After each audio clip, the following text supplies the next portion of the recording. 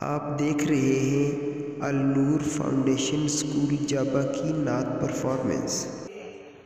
खुदा का जिक्र करे, जिक्र मुस्तफ़ा न करे, हमारे मुंह में हो ऐसी जुबान खुदा न करे।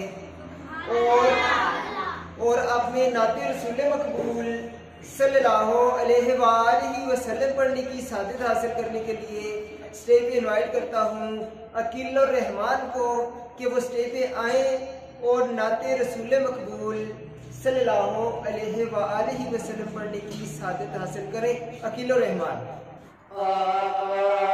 तेरी